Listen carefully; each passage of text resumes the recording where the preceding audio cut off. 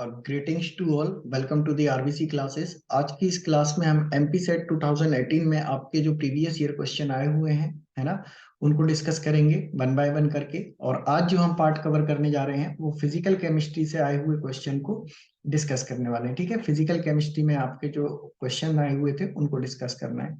ठीक है, तो देखते हैं। फर्स्ट जो आपका क्वेश्चन था ग्रुप थ्योरी से था, है ना। ग्रुप थ्योरी से आपका पहला क्वेश्चन आया हुआ था जिसमें पॉइंट ग्रुप पूछा हुआ था आपसे। किसका पॉइंट ग्रुप पूछा हुआ था? फेरोसिन का, है ना। The point group of eclipsed confirmation of ferrocene. तो सबसे पहले हमको क्या करना पड़ेगा? फेरोसिन बनाना पड़ेगा, इक्लिप्स्ड कन्फर्मेशन फेरोसिन का, है ना। फेरोसिन का जो अगर हम देखें कि कोऑर्डिनेशन कॉम्प्लेक्स होता है तो किस तरीके का होता है? FeCP2। सीपी क्या होता है आपका? साइक्लोपेंटाडाइनाइल, है ना, लिगेंड होता है जिसमें आपका आयरन जो होता है वो क्या होता है आपके दो सीपी रिंग से क्या होता है? सैंडविच फॉर्म में इस तरीके से आपका जुड़ा हुआ होता है, राइट। ये आपका क्या होता है? सीपी कंपाउंड फेरोसिन का इक्लिप्स्ड कन्फर्मेशन होता है ना, स्पेसिफाई किया हुआ है आपको इक्लिप्स्ड कन्फर्मेशन। तो हमको क्या करना है? इक्लिप्स्ड कन्फर्मेशन ही बनाना है उसका। अब इसमें ऑप्शन दिए हुए हैं आपको D5D, D5H, C5V and D5H। तो सबसे पहले हमको पॉइंट ग्रुप को समझना पड़ेगा कि पॉइंट ग्रुप क्या होते हैं। पॉइंट ग्रुप जो होते हैं क्या होते हैं? पॉइंट ग्रुप जो होते हैं collection of symmetry elements, collection of symmetry element present in a present in a molecule, है ना। किसी मॉलिक्यूल में जो number of symmetry elements present होते हैं उनको क्या करते हैं हम? किसी एक पॉइंट ग्रुप से डिनोट कर देते हैं। तो यहाँ पे हमारे दो कैटेगरी के पॉइंट ग्रुप हमको दिए हुए हैं। एक दिया हुआ है आपको डी कैटेगरी का, दूसरा दिया हुआ है आपको सी कैटेगरी का। दोनों में डी में आपको दो टाइप के दिए हुए हैं, D5H, है ना, एंड D5D, राइट। और अगर बात करें किसकी? सी की, तो सी में भी हमको दो टाइप की कैटेगरी दी हुई है, C5H एंड C5V, C5V। ठीक है, तो सबसे पहले हम देखते हैं कि सी पॉइंट ग्रुप होने के लिए सी कैटेगरी का, जिसका जनरल फॉर्मूला होता है CnV या फिर CnH। ठीक है, तो इसको देखने के लिए हमको कौन कौन से सिमेट्री एलिमेंट्स देखने पड़ेंगे? तो हमको सबसे पहले पता होना चाहिए कि कितने टाइप के सिमेट्री एलिमेंट्स होते हैं। तो आपके 5 टाइप के सिमेट्री एलिमेंट्स होते हैं। कौन कौन से? पहला होता है आपका आइडेंटिटी, दूसरा होता है आपका एक्सिस ऑफ सिमेट्री, तीसरा होता है आपका प्लेन ऑफ सिमेट्री, जिसमें दो टाइप की प्लेन ऑफ सिमेट्री होती है आपकी, sigma V vertical plane of symmetry and sigma H horizontal plane of symmetry. Fourth type की आपकी जो सिमेट्री होती है वो होती है आपकी क्या? इन्वर्जन सेंटर या सेंटर ऑफ सिमेट्री। ठीक है, और फोर्थ जो होता है आपका, सॉरी फिफ्थ जो होता है आपका इम्प्रॉपर एक्सिस ऑफ रोटेशन होता है। ठीक है, अगर किसी मॉलिक्यूल में आपका CN एक्सिस प्रेजेंट है, vertical plane of symmetry present है, आइडेंटिटी हमारे सभी मॉलिक्यूल में प्रेजेंट होती है, तो हम कहेंगे सिर्फ क्या क्या प्रेजेंट है आपका? E प्रेजेंट है, CN प्रेजेंट है और सिग्मा भी प्रेजेंट है। तो हम कहेंगे कि उस टाइप के मॉलिक्यूल में आपका क्या है? CNV टाइप का पॉइंट ग्रुप है, where N is the order of rotation. ठीक है, N क्या है? जहां पर आपका ऑर्डर ऑफ रोटेशन है, मतलब हम उसको कितने एंगल से रोटेट कर रहे हैं। जैसे कि N की वैल्यू अगर मुझे फाइंड आउट करनी है तो हम क्या करते हैं? 360 डिवाइड बाय थीटा कर देते हैं। थीटा मतलब जिस एंगल से आप उसको रोटेट कर रहे हैं। तो हम एफ साइक्लो या फेरोसिन की बात करें तो इसको हम कितने, यहां से अगर आप एक एक्सिस पास करेंगे, इमेजिनरी एक्सिस, है ना, जो बीच में से होकर के जाएगा, और इसको आप 72 डिग्री से रोटेट करते हैं। कितने से? 72 डिग्री से। तो आपके जो एन की वैल्यू आती है वो कितनी निकल करके आती है? 5। तो आपके फेरोसिन के केस में जो एक्सिस है, इस एक्सिस को हम नाम दे देंगे, कौन सा एक्सिस प्रेजेंट है? C5 एक्सिस आपका प्रेजेंट है। ठीक है, सिग्मा वी की अगर हम बात करें तो सिग्मा वी जो होता है इस एक्सिस के, सिग्मा वी और सिग्मा एच, हमेशा हम किसके रिस्पेक्ट में बात करते हैं? आपके प्रिंसिपल एक्सिस के। किसके रिस्पेक्ट में बात करते हैं? प्रिंसिपल एक्सिस के रिस्पेक्ट में बात करते हैं। अगर आपका जो प्लेन है ना, अगर आपका जो प्लेन है सिग्मा है, वो कैसा है? परपेंडिकुलर है किसके? आपके प्रिंसिपल एक्सिस के। तो वहां पे हम बोलते हैं कि क्या हो जाएगा? वो प्लेन ऑफ सिमेट्री आपकी सिग्मा एच हो जाएगी। ठीक है, अगर हमारा कोई प्लेन क्या है, ये आपका क्या है? एक्सिस है, और यहां से हम कोई प्लेन पास कर दें इस तरीके से, है ना, जो कि क्या हो गया, परपेंडिकुलर हो गया आपके प्रिंसिपल एक्सिस के। तो हम कहेंगे कि इसमें सिग्मा एच प्रेजेंट है। और प्लेन पास करने के बाद अब वो क्या करे, दो इक्वल हाफ में कट करे, यानी कि उनका रिफ्लेक्शन हमको दोनों साइड क्या करे, दिखाई दे, तभी आपका सिग्मा एच प्रेजेंट होगा। तो आप देखेंगे कि फेरोसिन के केस में हमारा सिग्मा एच प्रेजेंट है।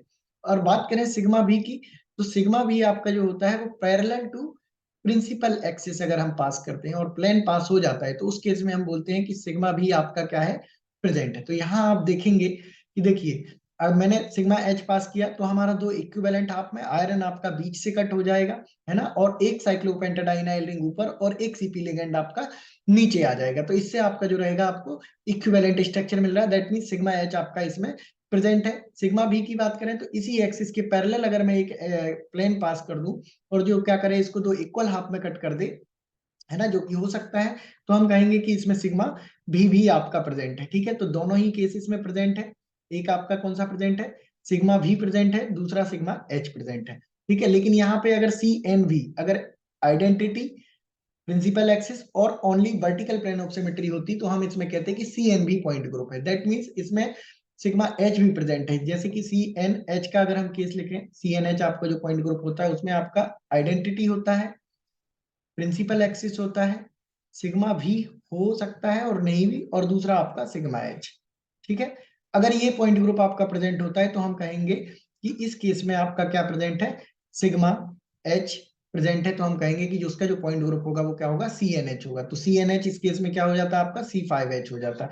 ठीक है, तो ये पॉसिबिलिटी है कि इसका पॉइंट ग्रुप जो हो सकता है सी फाइव एच हो सकता है, लेकिन सी एन बी का भी पॉइंट ग्रुप इसका नहीं होगा। तो हम क्या करेंगे, एलिमिनेट कर देंगे आपके किसके, सी फाइव बी को। सी फाइव बी आपका क्या हो गया, यहाँ से एलिमिनेट हो गया। दूसरी अगर बात करें किसकी, कि अगर डी पॉइंट ग्रुप की बात करें, डी पॉइंट ग्रुप में अगर आपका क्या होता है, सी एन होता है, ठीक है, ई होता है, आइडेंटिटी होता है, प्रिंसिपल एक्सिस प्रेजेंट होता है, और प्रिंसिपल एक्सिस के परपेंडिकुलर अगर कोई सी टू एक्सिस प्रेजेंट है, प्रिंसिपल एक्सिस के परपेंडिकुलर अगर कोई सी टू एक्सिस प्रेजेंट है, तो उस केस में आपका क्या होता है, डी पॉइंट ग्रुप आ जाता है। तो हम पास करके देखते हैं, देखिए जहां से आपने क्या किया है, हॉरिजॉन्टल प्लेन पास किया है, वहीं से मैं क्या कर सकता हूँ, एक आपका C2 अप्लाई कर सकता हूँ, जो क्या करेगा, ये ऊपर वाला अगर आप 180 डिग्री से इसको रोटेट करेंगे तो आपका जो रहेगा नीचे वाला सीपी जो रहेगा ऊपर चला जाएगा, ऊपर वाला क्या हो जाएगा, नीचे आ जाएगा। इस केस में हमको क्या मिलेगा, इक्विवेलेंट स्ट्रक्चर मिलेगा। इसका मतलब है आपका क्या, सी एन के परपेंडिकुलर एक C2 एक्सिस प्रेजेंट है, मतलब, और सिग्मा भी आपका प्रेजेंट है और सिग्मा एच भी प्रेजेंट है। और ये जो कंडीशन होती है वो किसकी होती है, D N H point group. अगर सिर्फ आपका आइडेंटिटी प्रेजेंट होता, सी एन प्रेजेंट होता, सिग्मा भी और सिग्मा एच प्रेजेंट होता, तो उस केस में आपका पॉइंट ग्रुप क्या होता, सी एन एच होता। लेकिन यहाँ पर क्या है, प्रिंसिपल एक्सिस के परपेंडिकुलर आपका एक सब्सिडरी एक्सिस भी प्रेजेंट है, जो क्या है, सी टू एक्सिस है। तो इस केस में आपका point group C five H भी नहीं हो सकता, इसको भी एलिमिनेट कर देते हैं। तो फाइनली जो आपका पॉइंट ग्रुप रहेगा वो क्या रहेगा, डी फाइव एच रहेगा, क्योंकि डी एंड डी वाला जो केस लिखा हुआ है, डी फाइव डी, उस केस में अगर आप देखेंगे तो इस केस में आपका आइडेंटिटी प्रेजेंट होता है, सी एन प्रेजेंट होता है, सी एन के perpendicular C two axis present होता है, और एक होता है सिग्मा भी, है ना। सिग्मा डी इसमें प्रेजेंट नहीं होता, लेकिन हमारे फेरोसिन में क्या है, सिग्मा डी भी प्रेजेंट है। इसलिए इसका जो करेक्ट ऑप्शन होगा वो क्या होगा, आपका D five H, D five D भी आपका करेक्ट ऑप्शन नहीं होगा। अगर मैं इसका आपको 3D व्यू दिखाऊं कि किस तरीके से हमने इसमें प्लेन पास किया है ना, कैसे करके हम प्लेन पास कर सकते हैं, कौन C2 होता है, किस तरीके से रोटेट करता है, तो आप यहाँ पे देख सकते हैं स्क्रीन पे क्लियरली कि ये आपका जो है फेरोसिन है ना, क्या है ये आपका फेरोसिन है। और इसमें आप देखेंगे, है ना, इसका अगर रोटेशन में आपको दिखाऊं तो ये इस तरीके का मॉलिक्यूल दिखता है, ठीक है, जिसमें दो साइक्लोपेंटाडाइनाइल आपकी ऊपर की तरफ लगी हुई है, और एक साइक्लोपेंटाडाइनाइल रिंग आपकी 5 मेंबर्ड रिंग ऊपर की तरफ है, एक सीपी आपकी नीचे की तरफ है। और ये इसको अगर आप देखेंगे तो ये जस्ट लाइक अ सैंडविच, ठीक है, बीच में आपका क्या फंसा हुआ है, आयरन एटम। ठीक है, अगर हम इसमें क्या करें, एक्सिस पास करें, तो कहां से एक्सिस पास करेंगे, देखिए इसमें जो एक्सिस पास होता है वो आपका कहां से, इस तरीके से सेंटर से जो होता है एक्सिस पास होता है। और इसका अगर रोटेशन देखेंगे तो ये इस तरीके से आपका क्या होता है, मॉलिक्यूल पूरा रोटेट होता है 72 डिग्री से, जिसमें हमको एन की जो वैल्यू मिलती है वो कितनी मिलती है, आपकी C5। ठीक है, C5 एक्सिस आप यहाँ पे क्लियरली देख सकते हैं, राइट। दूसरा अगर मैं बात करूं किसकी, आपके हॉरिजॉन्टल C2 एक्सिस की, तो C2 एक्सिस क्या होना चाहिए, ये आपका प्रिंसिपल एक्सिस है तो इसके परपेंडिकुलर अगर आपका C2 एक्सिस है तो हम कहेंगे कि D2 पॉइंट ग्रुप है। तो ये देखिए यहाँ से एक C2 एक्सिस भी आपका पास हो रहा है और इसमें जो रोटेशन होता है वो किस तरीके का होता है, ये देखिए ये आपका C2 एक्सिस पास हो रहा है। अब हम बात करें कि इसमें सिग्मा V आपका या सिग्मा H कहाँ से पास होगा, तो देखिए सिग्मा H पास करते हैं हम। ये इस तरीके से दो मॉलिक्यूल को आयरन को बीच से कट करते हुए दो इक्वल हाफ में कट कर रहा है, जिसका रिफ्लेक्शन हमको इस तरीके से दिखाई देता है। ठीक है, इस तरीके से इसका रिफ्लेक्शन हमको जो है दिखाई देता है। तो हम कह सकते हैं कि परपेंडिकुलर किसके, आपके प्रिंसिपल एक्सिस के, जिसकी हाईएस्ट एन ऑर्डर होता है, एन की वैल्यू हाईएस्ट होती है, वो हमारा प्रिंसिपल एक्सिस होता है और उसकी परपेंडिकुलर हमारा एक C2 एक्सिस और एक सिग्मा भी plane of horizontal plane of symmetry आपकी प्रेजेंट है। ठीक है, तो हम कह सकते हैं कि इस कंपाउंड में जो है आपका D5H पॉइंट ग्रुप प्रेजेंट है। और अगर हॉरिजॉन्टल प्लेन ऑफ सिमेट्री देखेंगे तो इसी तरीके से इसमें जो देखिए प्रिंसिपल एक्सिस के पैरेलल आपको हॉरिजॉन्टल प्लेन ऑफ सिमेट्री भी दिखाई देगी। ठीक है, इससे आपका जो आंसर निकल करके सामने आता है वो क्या आता है कि यहाँ पे आपका D5H एक्सिस जो है प्रेजेंट है। क्लियर है, तो इसका करेक्ट आंसर जो होगा वो क्या होगा, D5H होगा। ठीक है, ये देखिए क्लियरली दिख रहा है, ये एक C5 एक्सिस आपका प्रेजेंट है, अभी बात की थी जैसे कि हमने, यहाँ पे आप देख सकते हैं ये C5 एक्सिस है जिसको हम क्या बोलते हैं, प्रिंसिपल एक्सिस। ये आपका C2 एक्सिस है जो इसके परपेंडिकुलर यहाँ से पास हो रहा है, इसको हम बोलते हैं सब्सिडरी एक्सिस। ये आपका एक प्लेन पास हो रहा है जो हॉरिजॉन्टली है, किसके परपेंडिकुलर है, आपके प्रिंसिपल एक्सिस के, तो ये आपका सिग्मा एच होता है। तो करेक्ट आंसर जो होगा आपका क्या होगा, D5H होगा। ठीक है, इजी क्वेश्चन था। नेक्स्ट आगे बढ़ते हैं, सेकंड क्वेश्चन है the cell potential for the following electrochemical system at 25 degree centigrade. आपको दिया हुआ है एक सेल दिया हुआ है जिसमें एल्यूमिनियम और आयरन का आपको क्या दिया हुआ है, स्टैंडर्ड रिडक्शन पोटेंशियल आपको दिया हुआ है। कितना है, एल्यूमिनियम +3 का आपका -1.66 वोल्ट एंड आयरन के केस में आपको दिया हुआ है -0.44 वोल्ट। ठीक है, तो आपको किस किस का रिडक्शन पोटेंशियल दिया हुआ है, आपके Al3+ का, Al3+ का रिडक्शन पोटेंशियल आपको कितना दिया हुआ है, -1.66 वोल्ट। ठीक है, वहीं अगर बात करें ये किसका था आपका, E0Al लिख देता हूं मैं यहाँ पे, है ना। और आयरन का आपको दिया हुआ है Fe2+ का रिडक्शन पोटेंशियल, वो दिया हुआ है आपको Fe लिख देते हैं इसको, स्टैंडर्ड रिडक्शन पोटेंशियल, वो है आपका -0.44 वोल्ट। हमको क्या फाइंड आउट करना है, EMF ऑफ द सेल। तो EMF ऑफ द सेल अगर हमको निकालना है तो सिंपल सा एक फॉर्मूला होता है, E is equal to E cathode, है ना, standard reduction potential of cathode minus standard reduction potential of anode. ठीक है, कैथोड का स्टैंडर्ड रिडक्शन पोटेंशियल को माइनस कर दो किसके, एनोड के रिडक्शन पोटेंशियल से, तो आपका जो है सेल का EMF जो है हमको निकल जाता है। तो हमको ये दोनों जो वैल्यू दी हुई है उसमें से बस हमको इतना फाइंड आउट करना है कि कौन सा कैथोड है और कौन सा एनोड है, जिसको कंप्लीट मिलकर के आपका क्या बन रहा है, सेल बन रहा है। तो देखो यहाँ पे जो सबसे कम वैल्यू आपकी जो होती है, जिसका रिडक्शन पोटेंशियल सबसे कम होता है, वो हमेशा आपका काम करता है किसका, एनोड का। और जिसका रिडक्शन पोटेंशियल क्या होता है, ज्यादा होता है, वो आपका किसका काम करता है, कैथोड का काम करता है। ठीक है, तो यहाँ पे सबसे ज्यादा रिडक्शन पोटेंशियल आपका किसका है, एल्यूमिनियम 3+ का, जिसका कि कितना दिया हुआ है वैल्यू, -1.66 वोल्ट। तो सबसे कम आपका रिडक्शन पोटेंशियल इसी का दिया हुआ है, तो ये आपका एनोड की तरह बिहेव करेगा और आयरन जो है आपका कैथोड की तरह बिहेव करेगा। तो बस सिंपली इसमें वैल्यू पुट कर देंगे, वैल्यू है आपकी ई कैथोड, कैथोड क्या है आपका, आयरन है, -0.44 वोल्ट माइनस एनोड करना है, एनोड की जो वैल्यू है आपकी कितनी है, -1.66 वोल्ट। ठीक है, सॉल्व करेंगे आप, -0.44 वोल्ट प्लस 1.66 वोल्ट, जब आप इसको सॉल्व करेंगे तो आपका जो रिजल्ट आएगा वो कितना आएगा, 1.22 वोल्ट।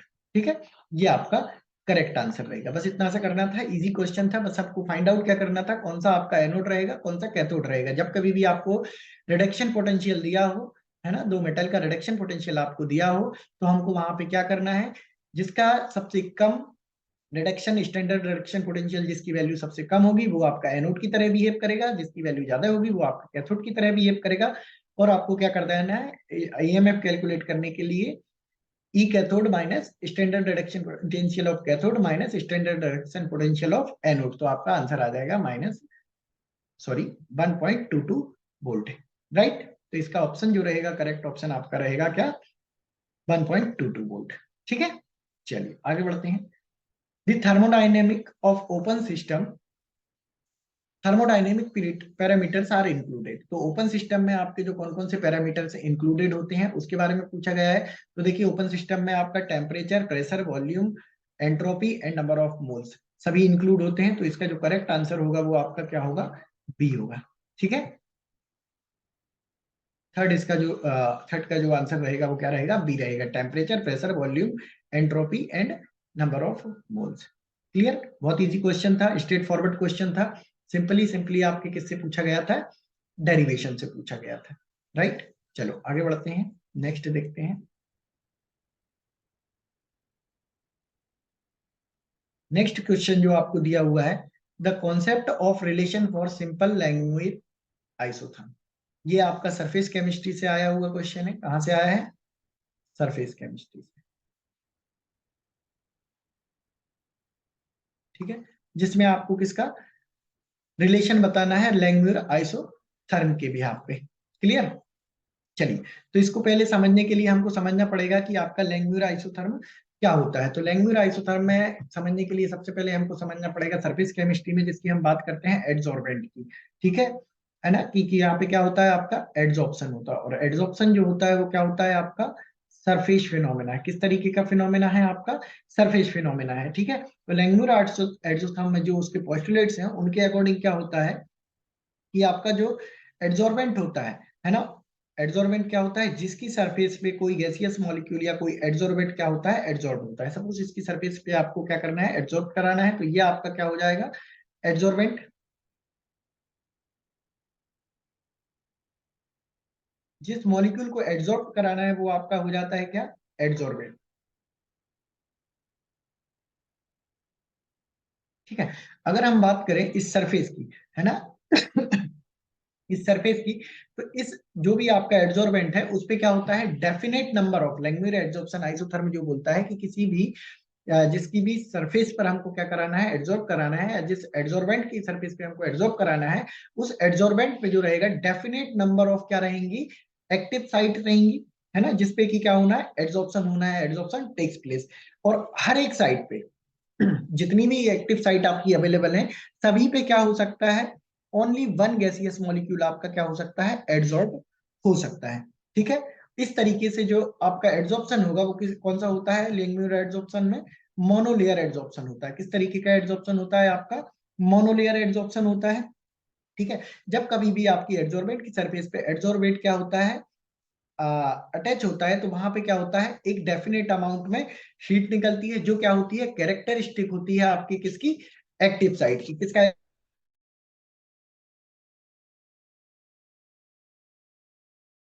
आपके एक्टिव साइट का क्या होता है, कैरेक्टरिस्टिक होता है। ठीक है, चलिए तो इसका एक डेरिवेशन करके हम इस क्वेश्चन का सॉल्यूशन निकालने की कोशिश करते हैं। चलिए, उन्होंने क्या कहा है, लैंग्वेज एड्सॉर्प्शन आइसोथर्म के अकॉर्डिंग इनके बीच में जो होता है डायनेमिक इक्विलिब्रियम होता है। क्या होता है, डायनेमिक इक्विलिब्रियम होता है किस किस के बीच में, आपकी एड्सॉर्बेंट की सरफेस के बीच में, एड्सॉर्बेंट की सरफेस के बीच में और एड्सॉर्बेंट के बीच में आपके क्या होता है, डायनेमिक इक्विलिब्रियम होता है। देखिए क्या समझते हैं इसको, क्या होता है कि जी आपका क्या है, कोई गैसियस मॉलिक्यूल है ना, मोनोलेयर आपका गैसियस मॉलिक्यूल है ना, मोनो एटॉमिक, जो क्या होता है आपकी एड्सॉर्बेंट की जो सरफेस होती है एस पे क्या होता है, एड्सॉर्ब होता है। ठीक है, तो ये क्या हो रहा है, एसोसिएशन हो रहा है, और इस तरीके से आपका क्या होगा, जी एस एक कॉम्प्लेक्स का फॉर्मेशन होगा। ठीक है, जिसको हम क्या बोलते हैं, एड्सॉर्प्शन। डायनेमिक इक्विलिब्रियम है तो ये क्या होगा, इसका डिसोसिएशन भी होगा। तो ये आपका के को मैंने क्या किया, के डिसोसिएशन से लिख दिया। अब मैं रेट ऑफ बैकवर्ड और फॉरवर्ड रिएक्शन अगर लिखूं, है ना, अगर मैं रेट ऑफ फॉरवर्ड रिएक्शन लिखता हूं जिसमें क्या हो रहा था, आपका एसोसिएशन हो रहा था, तो वो क्या हो जाएगी आपकी, K A concentration of adsorbent and concentration of adsorbent. ठीक है, इसी तरीके से रेट ऑफ अगर मैं बैकवर्ड रिएक्शन लिखूं तो क्या होता है आपका, के डी जी एस। ठीक है, इन्होंने कहा है क्या है, डायनेमिक इक्विलिब्रियम में, डायनेमिक इक्विलिब्रियम में है तो ये दोनों क्या हो जाएंगे, एक दूसरे के इक्वल हो जाएंगे। अगर मैं इनको इक्वल करूं तो आपका क्या हो जाएगा, K A G S is equal to K D G S. ठीक है, where K A upon K D is equal to, K क्या है आपका, रेट कांस्टेंट है, क्या का, एसोसिएशन का, रेट कांस्टेंट है डी, के डी डिसोसिएशन का, ये आपका हो जाएगा G S upon concentration of G and concentration of S, right, जिसको हम क्या करते हैं, के से डिफाइन करते हैं, के इक्विलिब्रियम, राइट। अब आपकी जो रेट ऑफ डिसोसिएशन होती है ना, आपकी जो रेट ऑफ डिसोसिएशन होती है वो डायरेक्टली प्रोपोर्शनल होती है आपके किसके, थीटा की। थीटा क्या है, where theta is the fraction of surface covered, है ना, कितनी सरफेस आपकी कवर्ड की हुई है उसका क्या है, फ्रैक्शन है, fraction of surface covered, fraction of surface covered. ठीक है, तो आपका यहां से इनवर्सली का साइन हटाएंगे हम, प्रोपोर्शनल का साइन हटाएंगे तो क्या आ जाएगा, एक कांस्टेंट आ जाएगा, और ये आपका आ जाएगा क्या, डिसोसिएशन के लिए हमने लिखा हुआ है रेट ऑफ डिसोसिएशन, तो ये हो जाएगा के डी थीटा। इसको इक्वेशन बंद दे करके आप छोड़ दीजिए। ठीक है, इसी तरीके से आपका रेट ऑफ एब्जॉर्प्शन की अगर हम बात करें तो रेट ऑफ एब्जॉर्प्शन जो होता है वो डायरेक्टली प्रोपोर्शनल होता है आपके किसके, वन माइनस थीटा की। वन क्या है आपका, वन आपकी टोटल सरफेस है, जिसको हमने क्या मान लिया है, एड्सॉर्बेट की टोटल सरफेस हमने क्या कैलकुलेट कर लिया, मान लिया है कि वो यूनिट है, जिसमें से आपका थीटा पार्ट जो है उसमें क्या हो गया है, कवर्ड हो गया है। तो रेट ऑफ एब्जॉर्प्शन को हमने डिफाइन किया, R A is directly proportional to one minus theta, और ये डायरेक्टली प्रोपोर्शनल टू होती है आपकी रेट ऑफ एब्जॉर्प्शन किसके, प्रेशर की। अगर दोनों को कंबाइन करके लिखेंगे तो रेट ऑफ एब्जॉर्प्शन जो होती है वो आपकी क्या होती है, association P one minus theta.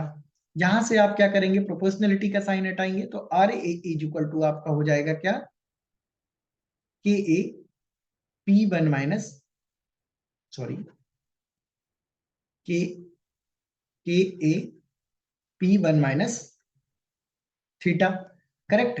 अगर आप यहां से क्या करेंगे, इक्वेशन वन और टू, हमको पता है कि क्या होता है, इक्विलिब्रियम कांस्टेंट होता है दोनों के बीच में, इक्विलिब्रियम डायनेमिक होता है, तो रेट ऑफ डिसोसिएशन इक्वल क्या हो जाती है आपकी, रेट ऑफ एसोसिएशन। ठीक है, तो इस केस में आपकी K D theta is equal to क्या हो जाएगा आपका, K A P one minus theta.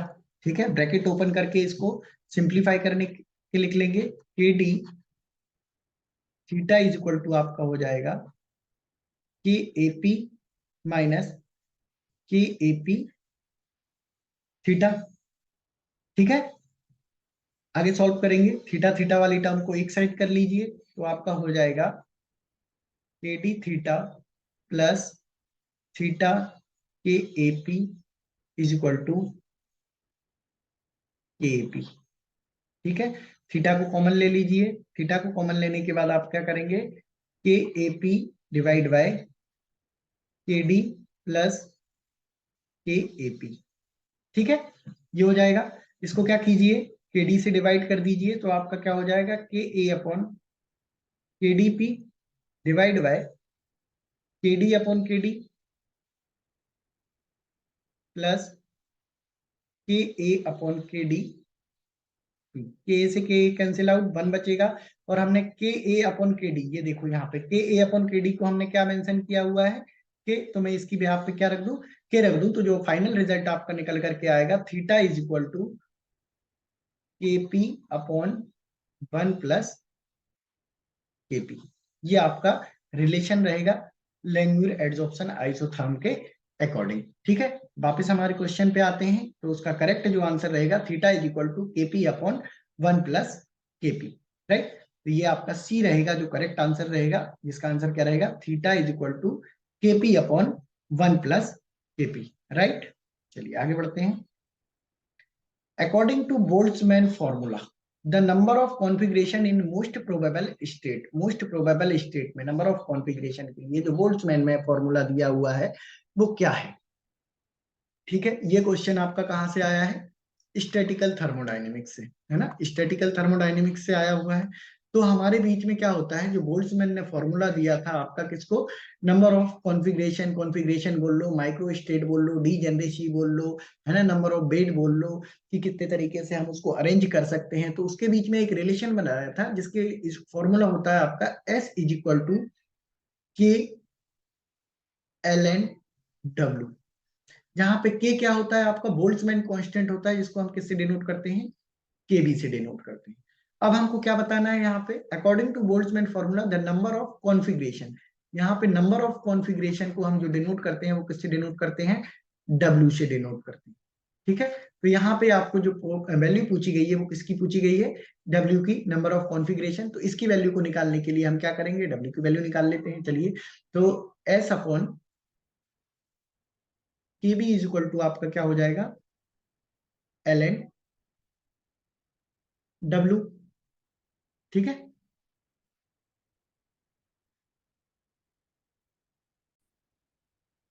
Okay, तो हमको क्या हो जाएगा, S upon K B is equal to L N W. अब हम अपने कहाँ पे देखेंगे, ऑप्शन में देखेंगे। तो ऑप्शन में हमको सभी जो रिजल्ट दिए हुए हैं वो किस में दिए हुए हैं, एक्सपोनेंशियल के फॉर्म में। तो इसको एक्सपोनेंशियल के फॉर्म में लाने के लिए हम क्या करेंगे, सपोज कर ले कि यहाँ पे जो है 1 से मल्टीप्लाई है ना, और आपका जो एल एन ई होता है वो इक्वल होता है किसके, 1 के इक्वल होता है। और यहाँ पे एल एन ई आपका क्या चल रहा है, एस अपॉन के बी, हमने एल एन ई से मल्टीप्लाई कर दिया, एस अपॉन के बी, यहाँ पे आपका चल रहा है क्या, एल एन डब्ल्यू। अब ये आपका एल एन ई दिया हुआ है, इसको इस तरफ ले जाएंगे तो एल लॉग लगा हुआ है, तो इसकी पावर में चला जाएगा, एल एन एक्सपोनेंशियल की पावर आपका क्या हो जाएगा, S upon K B, which is equal to L N W. L N से एल एन आपका कैंसिल आउट हो गया, तो डब्ल्यू इज इक्वल टू जो बचेगा आपका ई exponential S upon K B. ठीक है, तो वेट का जो फॉर्मूला होता है कॉन्फ़िगरेशन का वो क्या होता है, E W is equal to exponential S upon K B. तो इसका जो करेक्ट आंसर रहेगा वो क्या रहेगा, ई एस के बी, है ना। तो इसको हमको फॉर्मूले को याद रखना है, बहुत इंपॉर्टेंट है, एस इज इक्वल टू के बी एल एन डब्ल्यू, है ना। ये आपका क्या होता है, बोल्ट्जमैन कांस्टेंट होता है। ठीक है, ध्यान रखेंगे। चलिए, थैंक यू। ये आपका लास्ट क्वेश्चन था, यहाँ पे आपका आंसर दिया हुआ है ई एक्सपोनेंशियल एस के बी। ठीक है, करेक्ट है। ओके, थैंक यू, मिलते हैं नेक्स्ट सीरीज में 5 क्वेश्चन के साथ। Thank you so much.